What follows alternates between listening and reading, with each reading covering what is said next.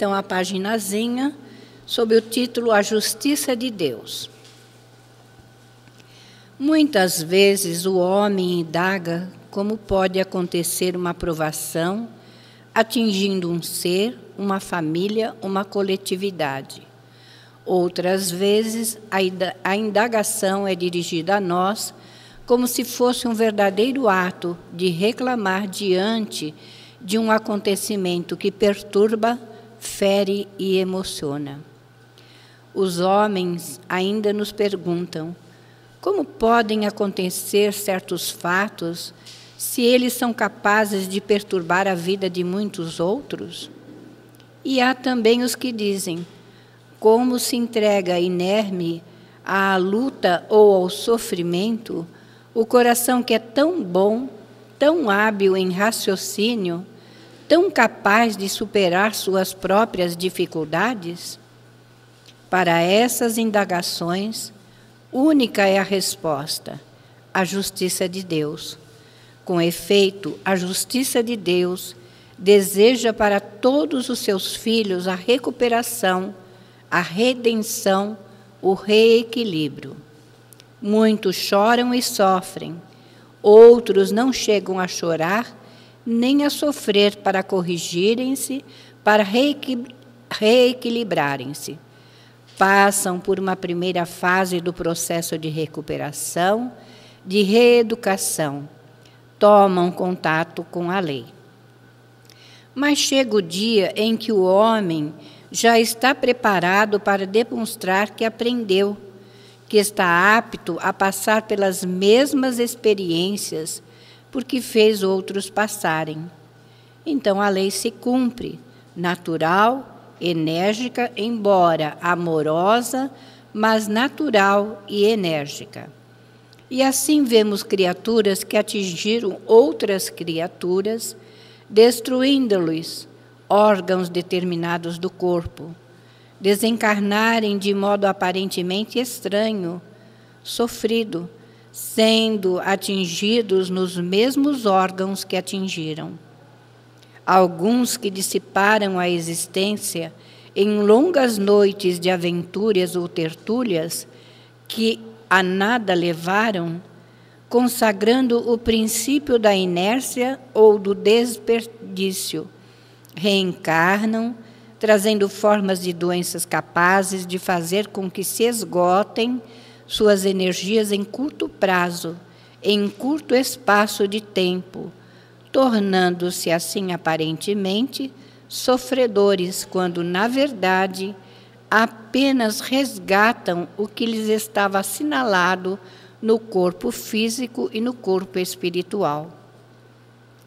Por outro lado, observamos os grandes vencedores, os que, embora as dificuldades do corpo e as lutas do mundo, atravessam os anos em paz de consciência, em serviço, espalham alegria ou seriedade, mas espalhando autoridade por onde estejam, mostrando tão somente que tais espíritos são vitoriosos.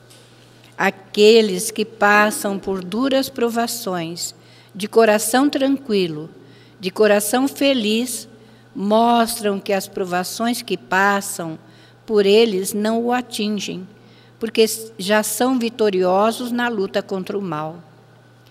Vivendo as experiências de cada dia, saibamos reconhecer na lei de Deus a lei verdadeira e única que há de conduzir o homem e reger as suas provações, sem a dureza da legislação terrena, que ainda não se pauta no amor da legislação divina. Com Deus, os assuntos são tratados com vigor, sem excluir a tolerância e a bondade. Com amor, sem excluir a autoridade, o respeito e a forma enérgica de se conduzir a lei. Diante da dor que vemos passar, indaguemos a nós mesmos em que caso estaremos, em que artigo da lei de Deus estaremos incluídos. Que Deus nos ajude, nos abençoe, protegendo, fortalecendo, trazendo muito sossego e muita paz para todos. Hermann, do livro Palavras do Coração, volume 1, Psicofonia de Altivo Caríssimo Panfiro. Graças a Deus. E eis-nos aqui, Senhor, respondendo ao teu chamado de amor, que tu nos use nesse momento, de acordo com a tua vontade, que nós entendamos que a tua lei é de justiça, sim, mas acima de tudo, tu és o amor e a misericórdia infinita, nos dando, sim, as oportunidades necessárias para que possamos olhar para nós mesmos, buscando aquilo que precisa se modificar em nós. Ajuda-nos, Senhor, neste processo. Somos, Senhor, imperfeitos, mas aqui estamos reunidos em teu nome, buscando no teu evangelho o roteiro para os nossos espíritos imortais.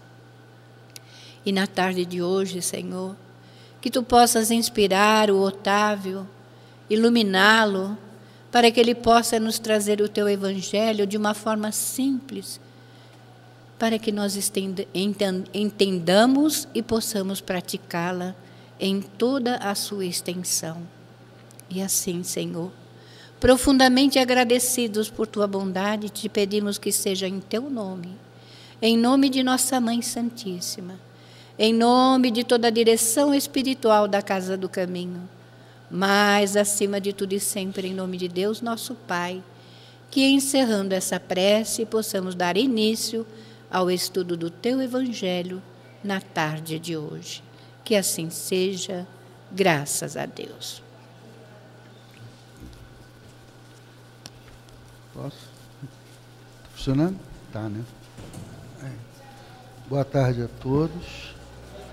Hoje aqui vamos continuar estudando o Evangelho, né, às sextas-feiras, e agradecendo a casa, a espiritualidade por estarmos aqui, né, reunidos em teu nome e sendo envolvido por essas energias boas que nós temos aqui. E na tarde de hoje nós vamos estudar o capítulo 10, Bem-aventurados os que são misericordiosos. E dentro desse capítulo 10 vamos estudar perdoai para que Deus vos perdoe, reconciliação com os adversários, o sacrifício mais agradável a Deus, o argueiro e a trave no olho, e não julgueis para ser julgado, e atire a primeira pedra aquele que estiver sem pecado. Então, a gente partindo dessa palavra misericordioso, né, eu fui buscar a origem da palavra para nós podermos ter um entendimento melhor, uma profundidade maior sobre o que significa ser misericordioso, né? Então, lá no dicionário, aqui tem 2 dicionários que eu peguei. Então, o primeiro está assim: a palavra misericórdia tem sua origem no latim, misericórdia, tá? Além de ter a mesma escrita e pronúncia, também compartilha o mesmo significado que a palavra em português, que significa clemência ou piedade. É composta pelos termos latinos miseratio, derivado de miserere, que significa compaixão, e cordis, que deriva de cor, que é coração. Então, misericórdia é a junção dessas 2 palavras. Miseratio, miséria, aí seria o outro dicionário, só para a gente ter uma ideia, né? E cordis, coração. Assim pode-se entender, literalmente, misericórdia como coração que se debruça sobre a miséria humana, ou coração compadecido. E eu também trouxe aqui também a questão da compaixão, né? Explicando a compaixão, né? Sentimento piedoso de simpatia para com a tragédia pessoal de outrem acompanhado do desejo de minorá-la, participação espiritual na infelicidade alheia que suscita um impulso altruísta de ternura para com o sofredor, né? Então, assim, quando a gente vai buscar a palavra, nós conseguimos ter um entendimento melhor, porque muitas das vezes nós usamos várias palavras e nós mesmos, pelos erros da vida, temos até um entendimento, às vezes, um pouco diferente, né? E, devido a isso, dentro do Evangelho, Kardec vem trazendo, desde o capítulo 5, né, vamos dizer assim, subindo uma escala, trazendo para cada um certo aprendizado, para a gente poder chegar nisso aqui, misericordiosos, né?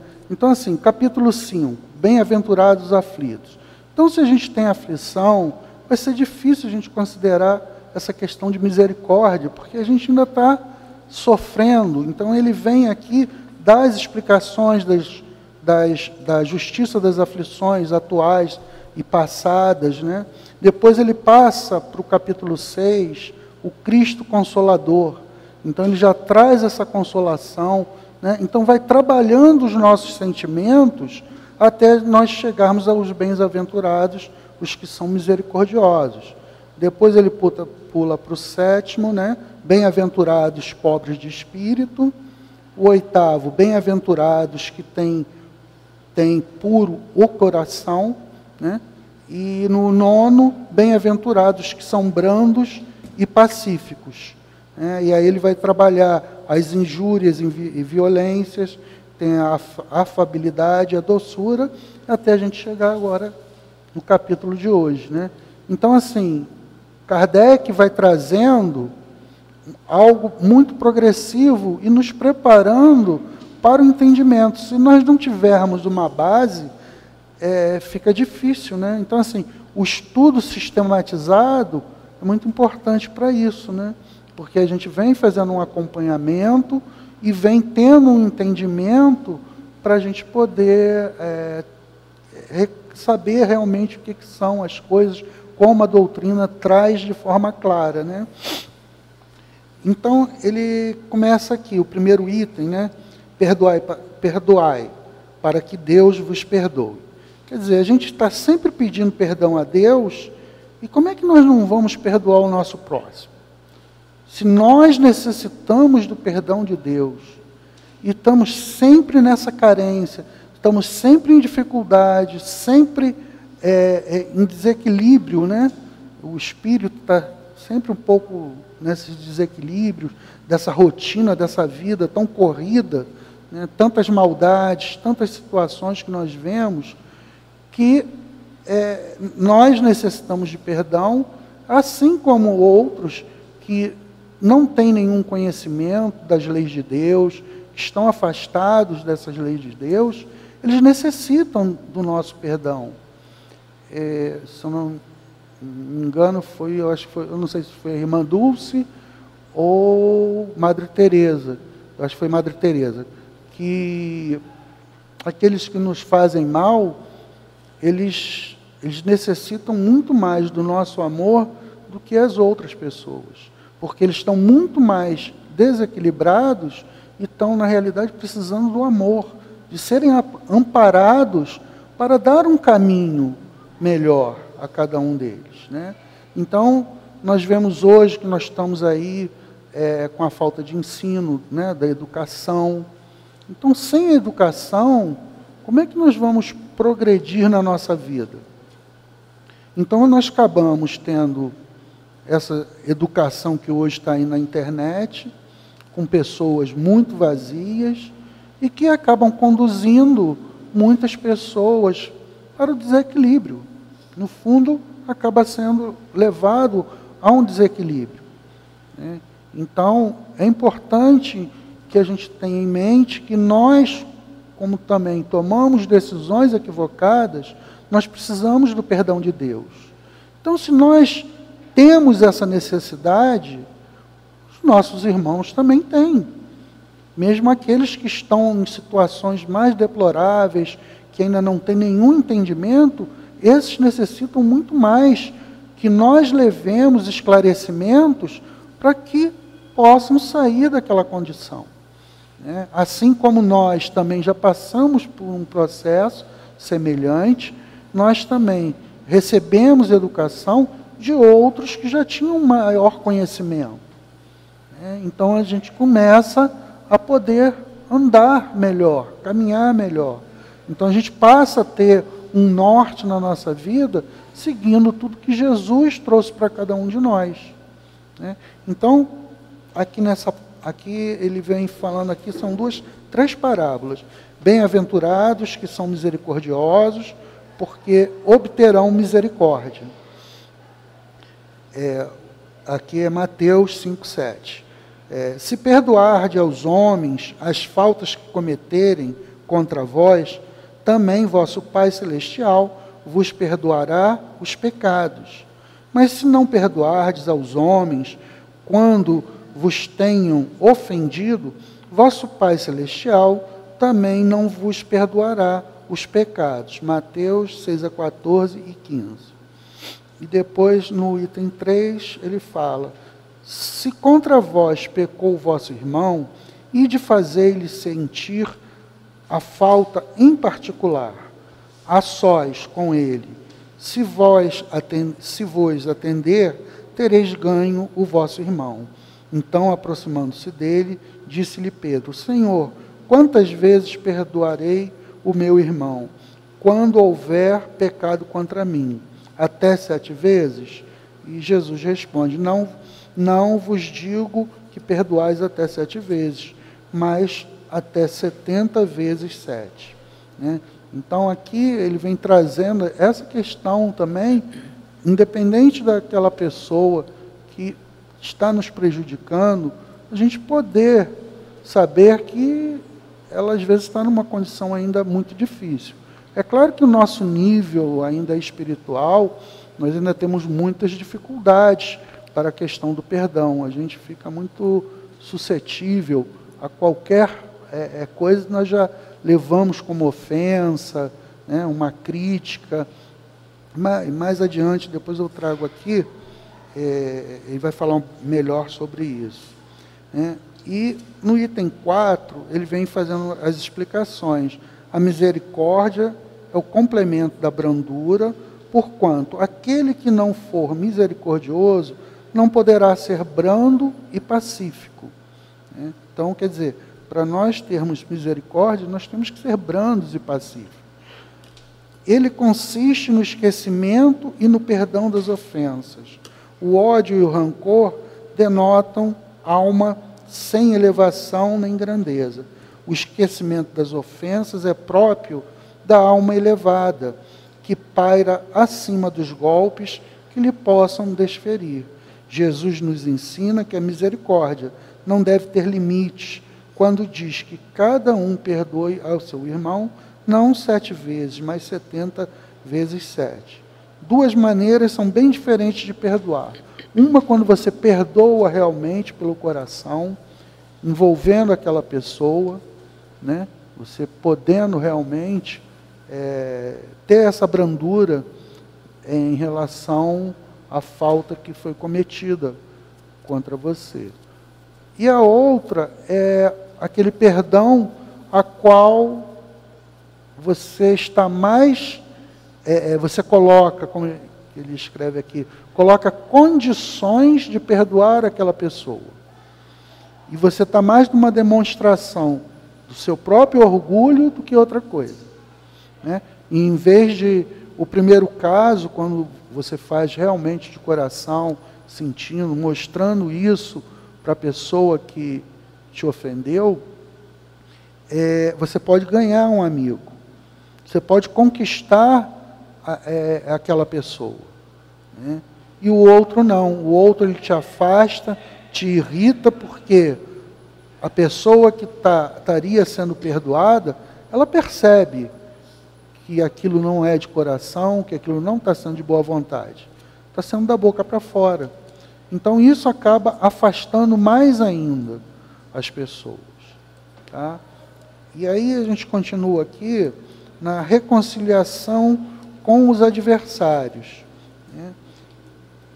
Vou ler aqui a parábola. Reconciliai-vos o mais depressa possível com o vosso adversário, enquanto estáis com ele a caminho, para que ele não vos entregue ao juiz. O juiz não vos entregue ao ministro da justiça e não sejais metido em prisão. Digo-vos, vós, em verdade, que daí não saireis, enquanto não houverdes pago o último centimo. Né? A reconciliação com os nossos adversários, dentro da doutrina espírita, a gente tem não a questão apenas atual, de você poder se reconciliar, mas nós sabemos que a pessoa desencarna e ela pode levar com ela um rancor muito grande, um ódio muito grande. E isso pode ser a causa de muitas obsessões, subjugações que as pessoas acabam sofrendo. Né? Por quê? Você acabou estando aqui com aquela pessoa, né? Teve as suas dificuldades com ela, tentemos sempre haver o reconciliamento. Porque uma vez desencarnado, porque assim, quando a pessoa está encarnada e você tem dificuldades com ela, se ela está passando numa calçada e você não quer problema, você atravessa para outra, você está vendo aquela pessoa. Mas se aquela pessoa desencarna, né, o que ocorre? Aquela pessoa, aquele espírito, ele agora está liberto do corpo físico, que é um entrave para todos nós. E aí ele pode ter as ações dele muito facilitadas, porque ele não tem entrave nenhum, enquanto nós ainda estamos encarnados. Então acaba criando essas questões de obsessão, subjugação. Né? Então, assim, é importante, né? Primeiro, para que a gente possa conviver bem com todas as pessoas. Né? Então, isso já é um ponto, para a gente poder conviver bem. É claro que temos dificuldades para isso. Né? Tem pessoas que eu nunca vi na vida, pelo menos nessa encarnação, e às vezes a pessoa passa a conversar e você sente uma confiança, uma coisa assim que vem, que por nós aqui seria alguma relação, possivelmente, de uma outra encarnação. Né? Enquanto que outras, pelo jeito da pessoa ser, né, elas acabam repelindo as pessoas, né? Pelo próprio campo magnético. Lá no serviço eu até falei isso aqui. Tem uma pessoa que todo mundo se afasta. Você sente aquela energia muito ruim, com muita dificuldade. Né? Então está sempre com a cara muito fechada, amarrada, vem, e nunca traz algo positivo. Né? Então, assim, a gente acaba normalmente se afastando, né, dessas pessoas. Na realidade, são pessoas muito mais necessitadas do que outra coisa. Né? Então, que a gente possa refletir com o conhecimento da doutrina essa questão de reconciliação, né? Que a gente possa ter essa reconciliação nesta encarnação, para que não venhamos causar mais problemas em encarnações seguintes. Então, a importância do presente, né? A gente está convivendo bem, com fraternidade, buscando sempre nos melhorarmos e evitarmos futuras obsessões, subjugações, né, no futuro. E Kardec, os espíritos explicam aqui, ó, na prática do perdão, como em geral, na do bem, não há somente um efeito moral, há também um efeito material. A morte, como sabemos, não nos livra dos nossos inimigos. Os espíritos vingativos perseguem, muitas vezes com seu ódio, no além-túmulo, aqueles contra os quais guardam rancor, obsessão, sobretudo dos quais que apresentam certa gravidade.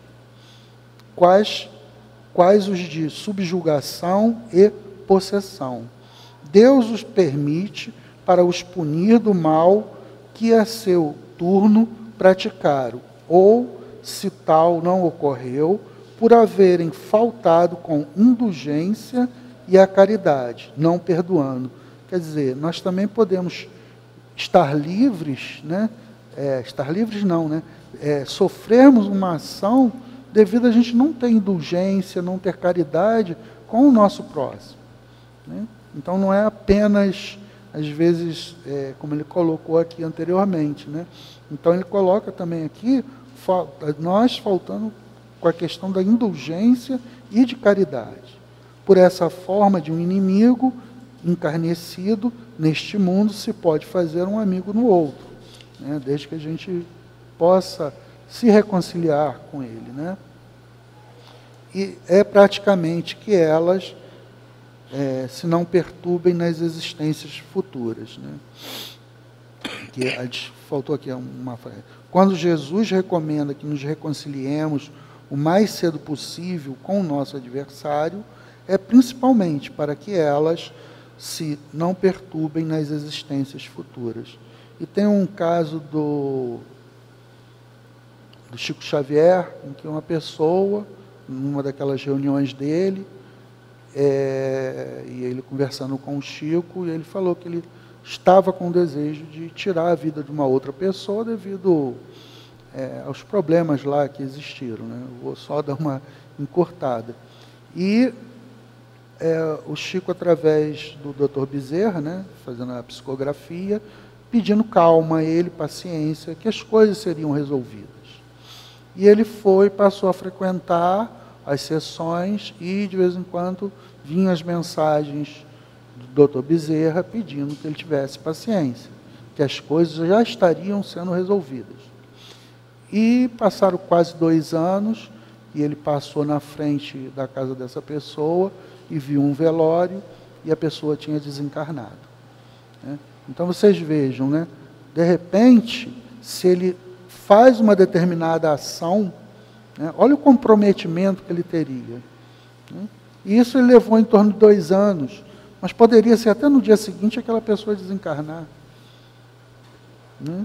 Então, assim, a gente tomar muito cuidado, né, com as nossas ações, com nossos pensamentos, né, que a gente acaba atraindo aquelas pessoas, esses espíritos, né, que não querem o bem, que ainda estão numa vibração muito inferior. E isso pode nos influenciar a tomar decisões equivocadas, né? E o sacrifício mais agradável a Deus. Aí nós temos aqui no item 7.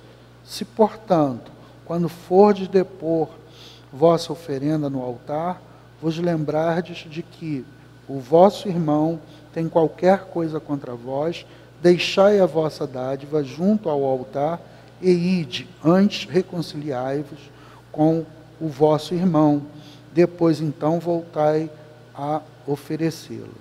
E aqui nas explicações do item 8, ele fala o seguinte, que na época os judeus faziam muitas oferendas, né, a Deus, né, como forma de gratidão e tudo. Mas o procedimento era equivocado. Eles tinham as brigas deles, né, toda uma situação, né, desfavorável. Então, quando fala aqui em relação a isso, ele continua aqui no texto, no item 8, que eu vou dar uma lida aqui, ó. Jesus ensina que o sacrifício mais agradável ao Senhor é o que o homem faça do seu próprio ressentimento, que antes de se apresentar para ser por ele perdoado, precisa o homem haver perdoado e preparado o agravo que tenha feito a algum de seus irmãos. Os judeus ofereciam sacrifícios materiais. O cristão não oferece dons materiais, pois que se espiritualizou o sacrifício. Ele oferece a sua alma a Deus e essa alma tem de ser purificada. Quer dizer, já passa aqui a gente já passa a ter uma certa evolução em relação a isso, né? Então, queriam agradar a Deus com sacrifícios de animais na época, né? Achando que aquilo estaria trazendo alguma coisa boa, alguma coisa em relação a perdão, né? E não é isso. Não é isso que Deus quer para nós. Então, o sacrifício mais agradável a Deus é que nós possamos nos dar bem com todo mundo, nos reconciliar com aqueles que estão na encarnação e que nós, por algum motivo, seja nosso ou seja da outra pessoa, a gente possa se reconciliar em relação a isso. A gente, às vezes, por muito pouco, deixa de falar com outras pessoas, né? Então, que a gente possa ter isso. E aí aqui tem o argueiro e a trave no olho, né? A parábola aqui, ó. Como é que vedes um argueiro no olho do vosso irmão, quando não vedes uma trave no vosso olho? Ou, como é que dizeis ao vosso irmão, deixai-me tirar um argueiro do teu olho, vós que tendes no vosso uma trave? Hipócritas, tirai primeiro a trave do vosso olho, e depois, então, vede como podereis tirar o argueiro do olho do vosso irmão. Quer dizer, nós conseguimos, né, ver pequenos defeitos, muitas das vezes, nas outras pessoas. E o que ele está falando aqui é que nós temos uma trave enfiada no olho, mas só conseguimos enxergar um cisco no olho do outro. Então, assim, nós temos que nos reportar aqui aquela questão 919, 919A. Nós temos que conhecer a nós mesmos, né? Que é o que Santo Agostinho responde para Kardec, né? Que ele pergunta qual é o meio prático disso, né? Então, conhecendo a ti mesmo. Depois ele pergunta, mas como a gente, sendo um espírito falho, como é que nós podemos fazer para conhecer a nós mesmos, né? Então, Santo Agostinho fala que, durante a noite, que a gente reflita sobre o que nós fizemos durante o dia, se fizemos todo o bem que poderíamos fazer, né? Se deixamos de fazer o bem, se fizemos o mal. E ele também fala que nesse momento que você está fazendo isso de uma forma sincera e querendo se melhorar, você tem um amparo espiritual para que você possa começar a ter um entendimento de como você está, né? Então, que a gente possa ter isso, entender que a gente precisa conhecer a nós mesmos, né? Em certas situações, como é que eu vou me comportar, né? Então, eu observo por mim, quando mais novo, eu tinha um comportamento. O tempo foi passando, fui me acalmando, entrei na doutrina, mais tranquilo, né? Então, eu já tenho um comportamento diferente. É um crescimento. A gente tem que aprender. Deixar ideias novas entrarem, analisarmos novos conhecimentos para que nós possamos nos modificar. Senão a gente não consegue fazer essa transformação moral que nós necessitamos, né? Então, todos nós precisamos de perdão, precisamos perdoar. Então, nós temos que reconhecer. E dentro disso aqui, tem um exemplo muito simples, né? Que ocorre muito. A pessoa chega para uma mãe e fala, olha só, seu filho está usando drogas. A primeira resposta, em termos gerais, ela falou, não, meu filho não. É o filho da vizinha, fulano, ciclano, é que usam drogas. O meu não. O que significa isso dentro da área da psicologia? Isso é um mecanismo de defesa. Primeiro, o mecanismo é o de negação. Você nega que aquilo está acontecendo com seu filho. E o segundo é o mecanismo de projeção. Você projeta que é a outra pessoa que tem dificuldades. São os outros que têm dificuldades. Estou trazendo esse exemplo que é bem claro para que a gente possa Existem outros mecanismos de defesa para que nós mesmos possamos ficar mais equilibrados, mesmo que de uma forma assim equivocada, porque às vezes a pessoa não suporta determinadas situações naquele momento. Então ela utiliza inconscientemente certos mecanismos que a psicologia traz como mecanismos de defesa. Então, porque nessa relação da mãe, essa negação, ela teria o quê?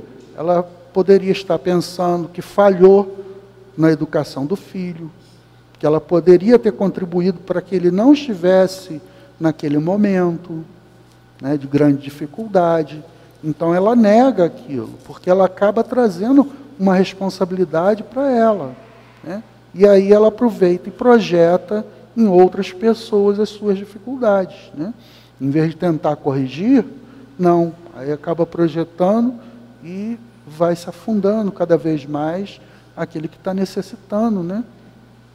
E eu trago aqui desse livro, Renovando Atitudes, de Francisco do Espírito Santo, pelo Espírito Hamed, ele fala exatamente sobre essa parábola. Eu vou ler só um trechinho aqui, ó. Não sinta isso, é feio, né? São velhas mensagens que ecoam em nossa mente desde mais tenra infância, e a partir de então pensamos que deixamos de senti-las, porque as escondemos da recriminação dos adultos. Em razão disso, certos indivíduos condenam veemente os ciscos nos outros e somente veem em tudo luxúria e perversão, desonestidade ou ambição. É possível que esses mesmos indivíduos estejam reprimindo o reconhecimento de que eles próprios trazem consigo emoções sexuais e perversidades mal resolvidas, ou, em outros casos, emoções desmedidas de fama e de dinheiro, projetadas sobre todos os que são por eles denominados ambiciosos e desonestos. Na indagação, por que dizeis ao vosso irmão, deixai-me tirar um argueiro do vosso olho, vós que tendes uma trave no vosso? Jesus reconhecia a universalidade desse processo psicológico, a projeção. E, como sempre, asseverava a necessidade da busca de si mesmo, para não transferirmos nossos traços de personalidades desconhecido às coisas, às situações e a outros. O mestre nos inspirava ao mergulhar em na nossa própria intimidade, a fim de que pudéssemos enxergar o lado obscuro de nossa personalidade, desconhecido e sem nenhuma consequência de si, sem nenhuma consciência de si. Ao tomarmos esse contato imprescindível com nossas sombras, a consciência do ser se torna mais lúcida, crítica e responsável, descortinando amplos e novos horizontes para o seu desenvolvimento e plenitude espiritual. Finalizando, atentemos para a análise. As condutas alheias que mais nos irritam são aquelas que não admitimos estar em nós mesmos. Os outros nos servem de espelho para que realmente possamos nos reconhecer. Tá? Então aqui, essa explicação de Hamed aqui sobre esse cisco, né? Quer dizer, a gente enxerga muito no outro e na realidade muitas vezes é um espelho das nossas dificuldades e a gente só projeta no outro, né? Então, quando a gente traz esses esclarecimentos, isso é uma coisa assim, importante para a gente parar e pensar, né? Então, o que o outro está me irritando? O que está acontecendo que eu fico tão irritado quando a outra pessoa tem determinadas atitudes, né?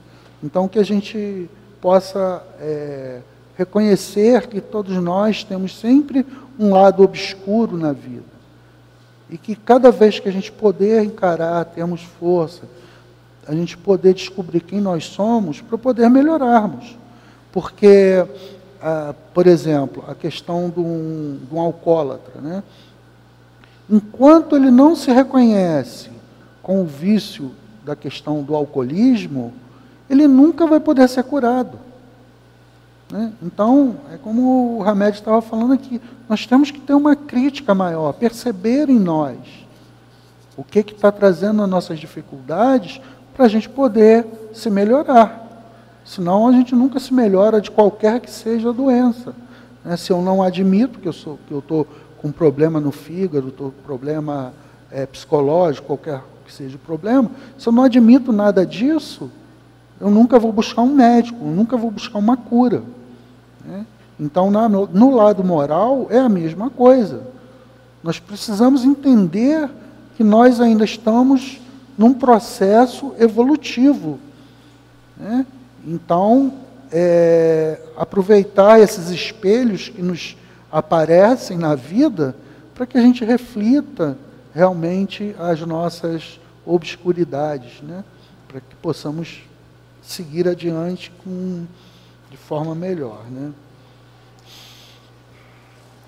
Aqui, aí no item 11, aí a gente passa aqui para o não julgueis, para não ser julgados, atire a primeira pedra aquele que estiver sem pecado, né?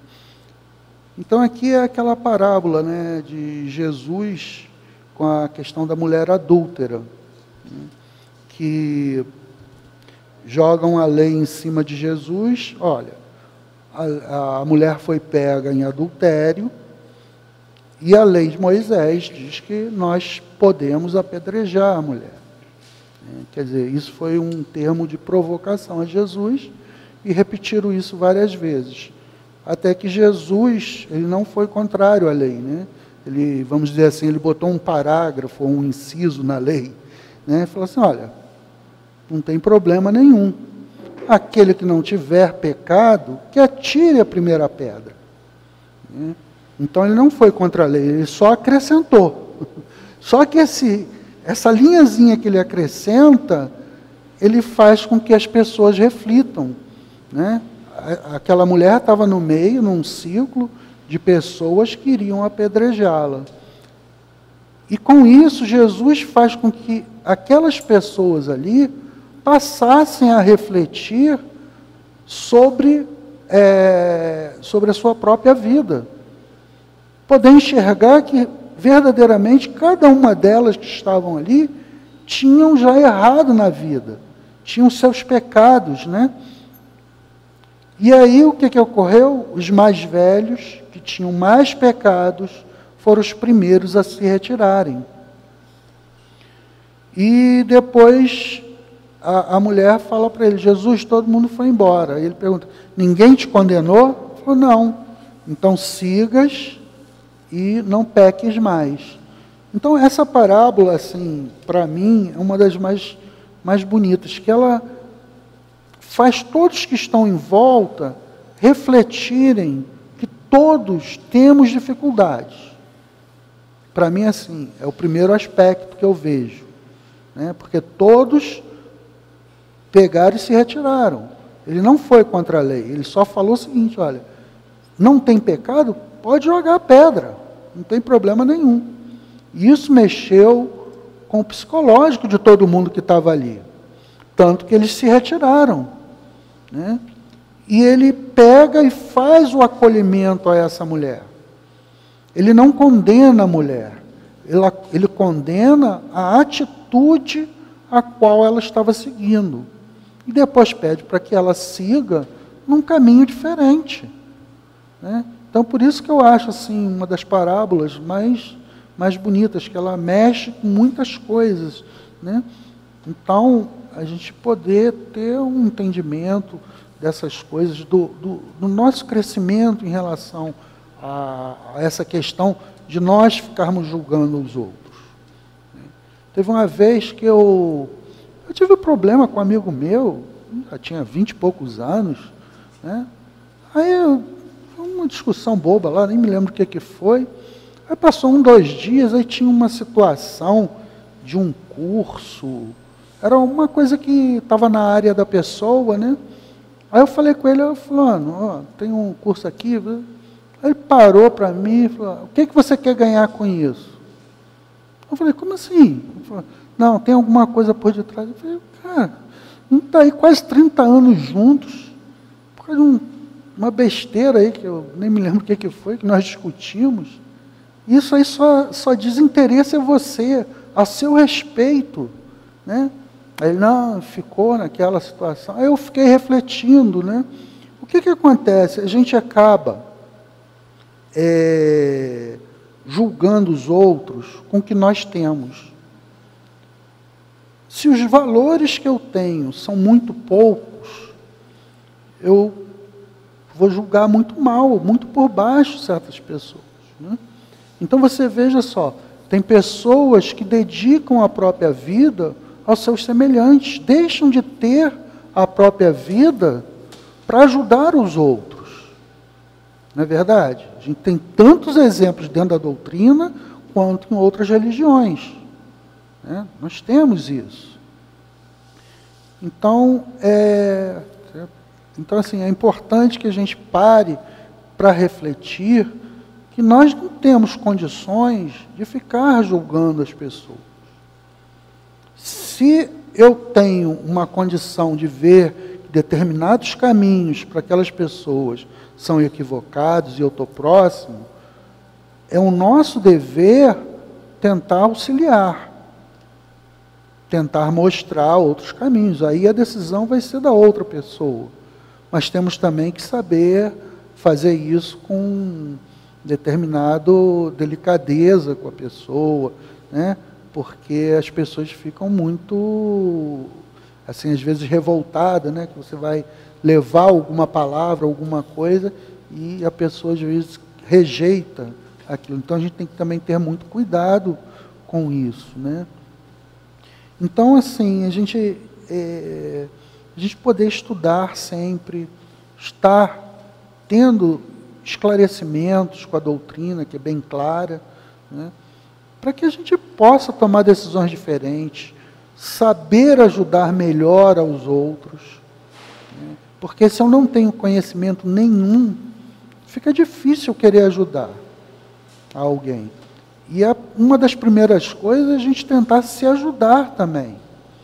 Porque nós necessitamos do auto-perdão, não é apenas perdoar os outros. Porque tem muitas pessoas que não têm o auto-perdão. Perdoa todo mundo, mas a si próprio não perdoa. Isso vão criando marcas em nós, que nós vamos ficando com determinados sentimentos que nos adoecem muito, né? Então que a gente possa tirar as coisas boas para cada um, o que nós já aprendemos, perceber os nossos limites, até onde nós podemos ajudar o nosso próximo, porque a gente também tem que saber desse limite, né? E também nos ajudarmos. Isso também é uma outra coisa muito importante, da gente poder se auto-perdoar, para a gente poder seguir com mais tranquilidade na nossa vida, né? E sabermos que as dificuldades estão aí. A gente vive aí num mundo aqui que é tanta coisa assim que a gente não entende o que passa, né? Certas pessoas que você olha, né? Estava até comentando ali com o Germano, a questão daquele médico lá com aquela moça que deu à luz, né? Então, assim, são perversidades, né, aos nossos olhos. Agora, eu particularmente, eu olho assim, ele tem que ser punido, mas, no fundo, se a gente vê, é um desequilíbrio ali, emocional muito grande para fazer aquilo, chegar ao ponto que chegou, dentro de uma sala com um monte de pessoas, né? É muito complicado, né? Então, como coloca aqui, a lei da justiça de Deus, ela regula todas essas coisas. Ela traz para nós, ela não modifica igual as leis humanas, né? Então, que a gente possa confiar nas leis divinas. As coisas acontecem, em determinado ponto, aquela pessoa vai sofrer alguma ação para ela perceber que aquele caminho é o caminho equivocado, né? É claro que é fácil, às vezes a gente não está naquela situação e está falando, né? Porque quando a pessoa sofre a ação, nós temos uma resposta diferente.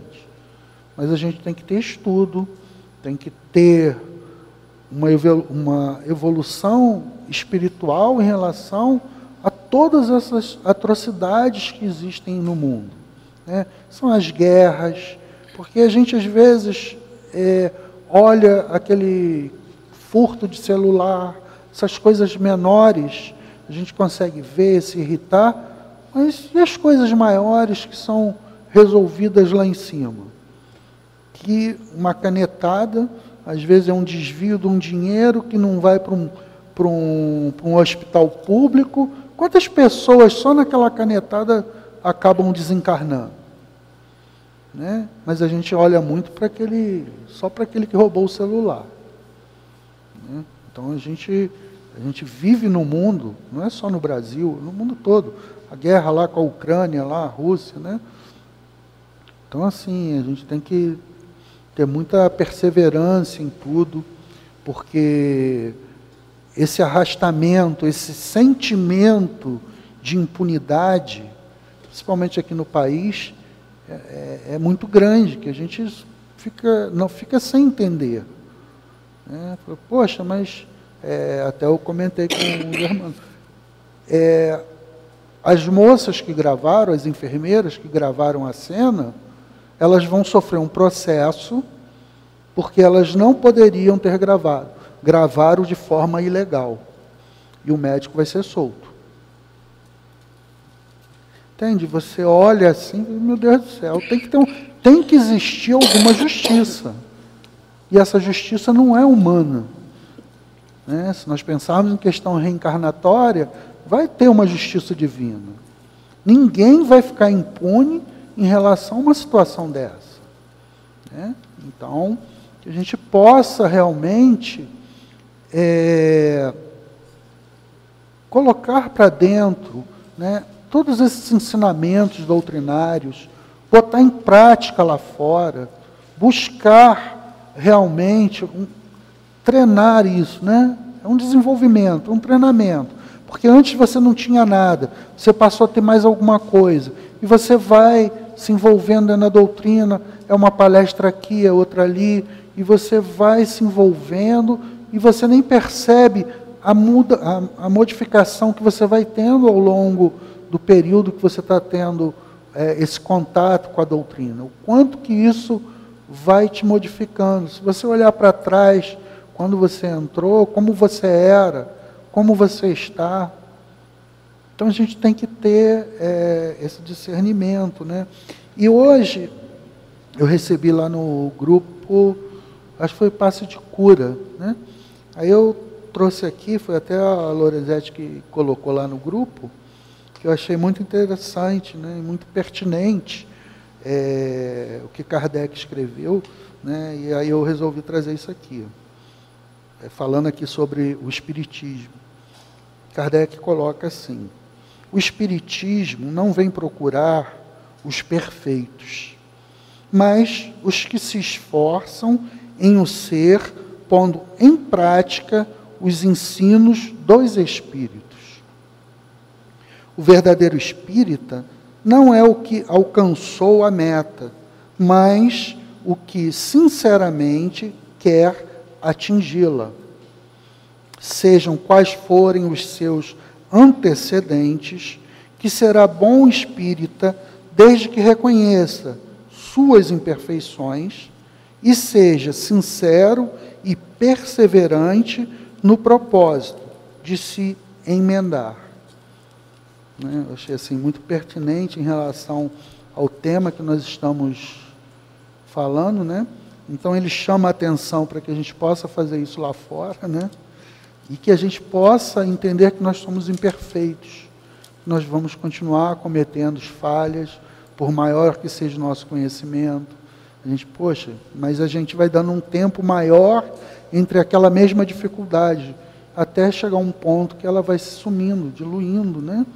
Então que a gente possa refletir sobre essa mensagem, refletir sobre todo esse capítulo, né, que ainda continua, né? Semana que vem ainda continua esse capítulo, que ele é muito extenso.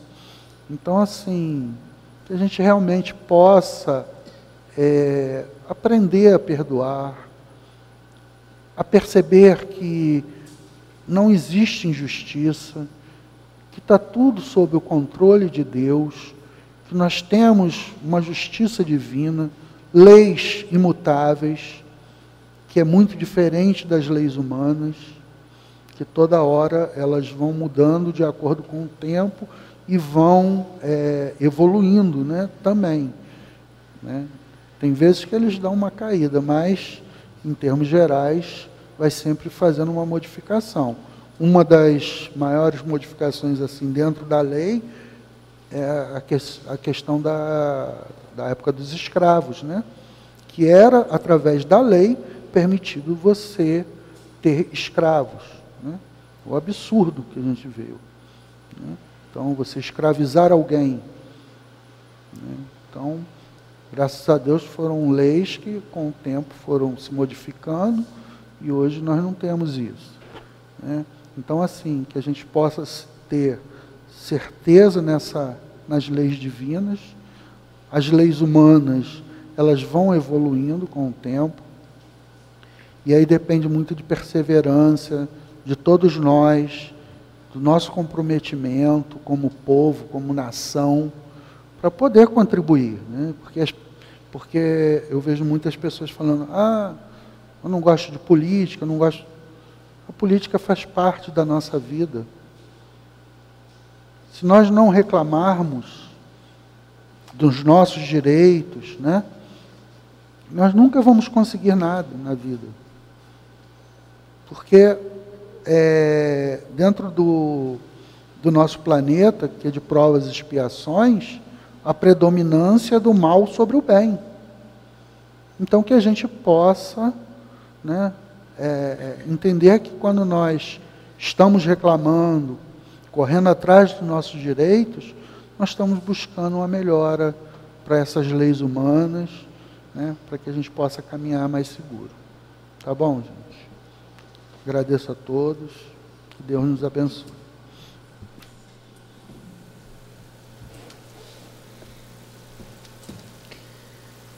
Fonte Viva, pelo Espírito Emmanuel, lição 21, maioridade. O menor é abençoado pelo maior. Paulo aos Hebreus, capítulo 7, versículo 7. Em todas as atividades da vida, há quem alcance a maioridade natural entre os seus parentes, entre os seus companheiros ou contemporâneos. Há quem se faz maior na experiência física, no conhecimento, na virtude ou na competência. De modo geral, contudo, aquele que se vê elevado a qualquer nível de superioridade costuma valer-se da situação para esquecer seu débito para com o espírito comum. Muitas vezes, quem atinge a maioridade financeira torna-se avarento. Quem encontra o destaque científico faz-se vaidoso. E quem se vê na galeria do poder abraça o orgulho vão. A lei da vida, porém, não recomenda o exclusivismo e a separatividade. Segundo os princípios divinos, todo progresso legítimo se converte em bênçãos para a coletividade inteira. A própria natureza oferece lições sublimes nesse sentido. Cresce a árvore para a frutificação, cresce a fonte para benefício do solo. Se cresceste em experiência ou em elevação de quaisquer espécie, lembra-te da comunhão fraternal com todos. O sol, com seus raios de luz, não desampara a furna barrenta e não desdenha o verme. Desenvolvimento é poder. Repara como empregas as vantagens de que a tua existência foi acrescentada. O espírito mais alto de quantos já se manifestaram na terra aceitou o sacrifício supremo, a fim de auxiliar a todos, sem condições. Não te esqueças de que, segundo o estatuto divino, o menor é abençoado pelo maior. Graças a Deus. Vamos começar o nosso momento de passe, que os médiuns se posicionem.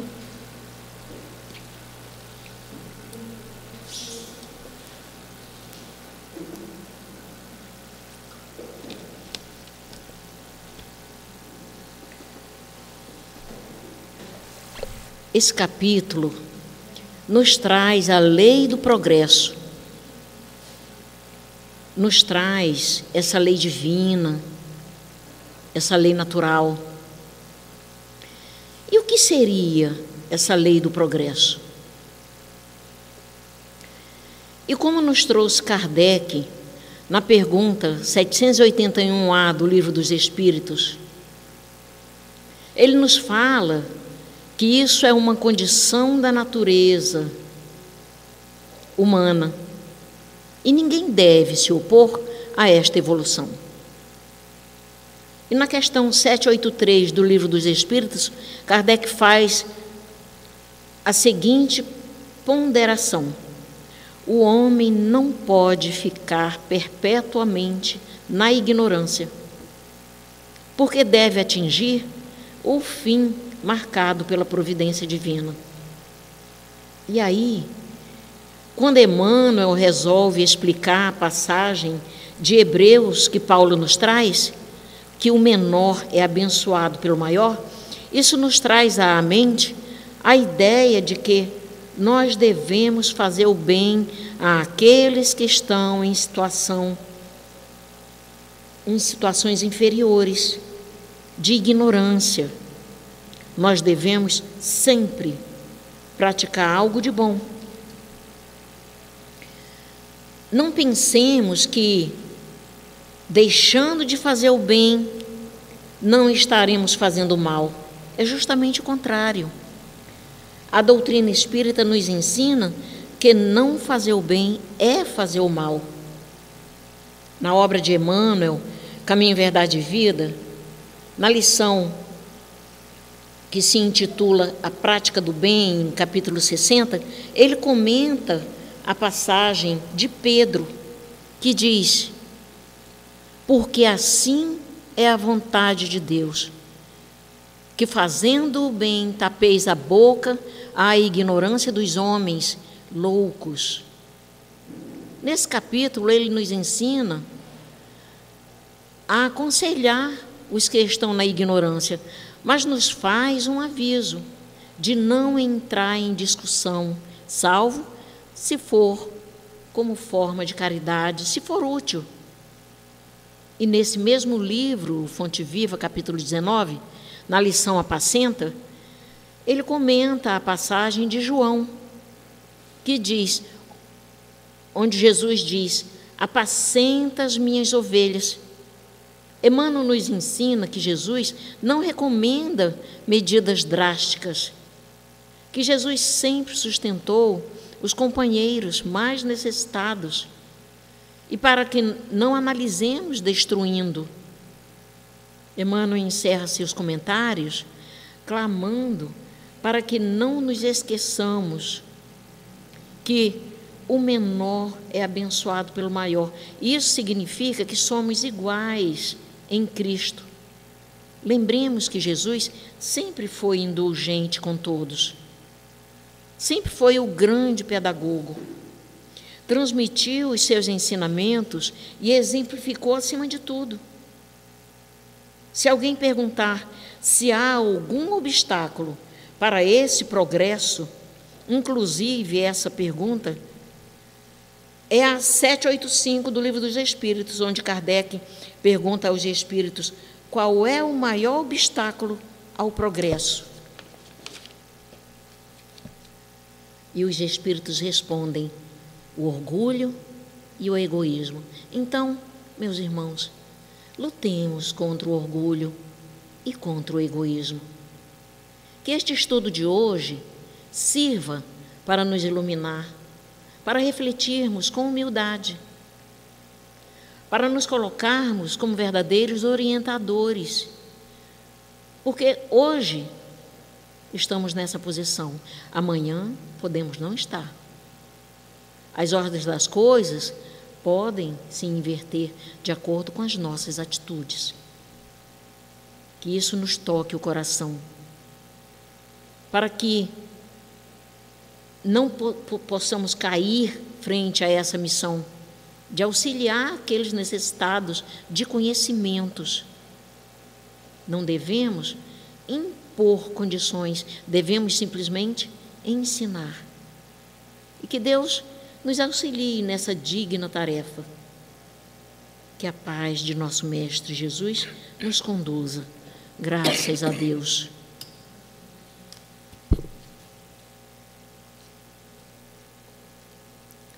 E chegando ao término deste grande estudo,